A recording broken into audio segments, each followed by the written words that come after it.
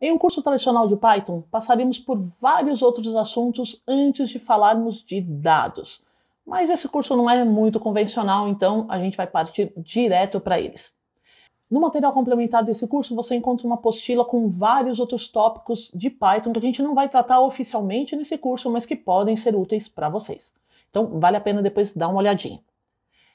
Agora que a gente vai começar a falar de dados, existem 3 coisinhas que a gente precisa saber antes de começar. Em primeiro lugar, variáveis. A gente já viu inteiro, string, até listas a gente já viu bem rapidinho. É possível colocar em apenas uma variável, por exemplo, o conteúdo de uma planilha inteira do Excel. Então, imagine uma planilha com 15 colunas e 15 mil linhas. Tudo isso, entre aspas, cabe dentro de uma variável. Então, parece um conceito estranho, porque a gente falou de caixinha, de célula, a gente colocou pequenos valores em variáveis, mas o fato é que eu consigo colocar tudo isso dentro de uma variável e eu consigo manipular as coisas que estiverem dentro dessa variável. E é isso que a gente vai fazer daqui a pouco. Esse é o primeiro ponto. O segundo ponto é que o Python não faz tudo sozinho. Ele precisa de algumas ferramentas externas, que eles chamam de bibliotecas, para ajudar a fazer algumas atividades que ele não consegue fazer. Por exemplo, tratamento de dados. Então, a gente vai tratar, principalmente nesse tópico, da biblioteca chamada Pandas, que é uma aí das mais famosas para se lidar com dados.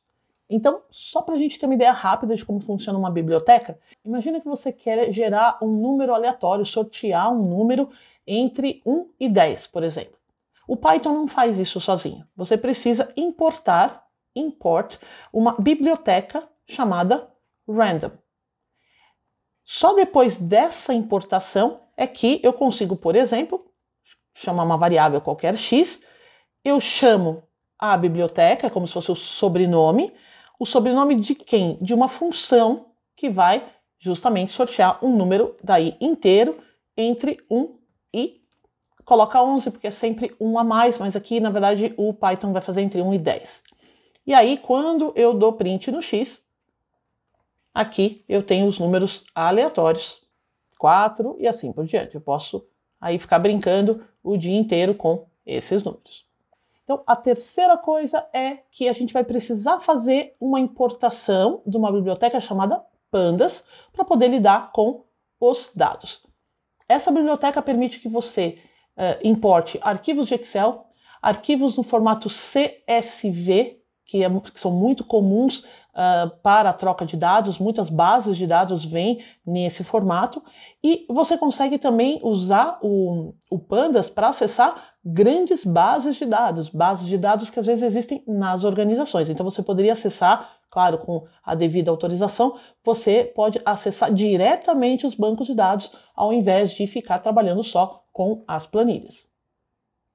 Então, vamos partir para o Pandas. Vou criar aqui uma nova célula e vou importar Pandas.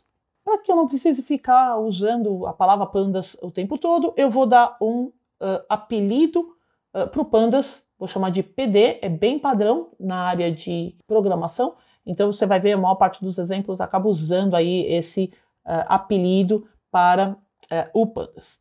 E eu vou colocar dentro, por exemplo, da minha variável dados, PD, lembra que é um sobrenome, então o Python já sabe que vai ter o que vem aqui é uma função do Pandas, e a função se chama read_excel. Então, essa função, o próprio nome está mostrando, ela vai ler um arquivo do Excel. Entre parênteses, eu coloco onde está esse arquivo. Para facilitar a nossa vida, a gente vai trabalhar com arquivos que estão na internet, estão num site específico, mas no e-book você consegue ver como acessar arquivos do Excel que estão dentro do seu Google Drive. Aqui dentro eu vou colocar http://profalibania.com.br/ds Data Science /seção 04 vídeo 03.xlsx. Eu sei que o nome é meio grande, esse link está disponível aí no material extra de vocês. Se você não quiser escrever, basta aí pegar, copiar e colar. Aqui, então, o que eu estou fazendo? Estou importando a biblioteca e estou colocando o arquivo Excel dentro da variável dados. Próximo passo é mostrar esses dados, porque repare, até agora eu não mostrei dados nenhum. Então, se eu rodar, ele vai demorar um pouquinho, porque ele está importando os dados, mas nada vai acontecer. Para eu mostrar esses dados, eu vou colocar display, abro parênteses, dados. Esse display é mais ou menos o equivalente ao que seria o print, só que aqui ele faz a impressão da tabela bonitinha com todos os dados. Então aqui, quando eu rodo agora sim, eu tenho data, número do prontuário, dia da semana, sexo e idade. Dentro dos dados, eu tenho o que o Pandas chama de data frame. Data frame é essa moldura, essa caixa em que eu estou colocando os dados dentro. Eu vou até colocar aqui data frame. Repare que eu escrevi data frame e coloquei uma hashtag antes. Essa hashtag é um símbolo de comentário.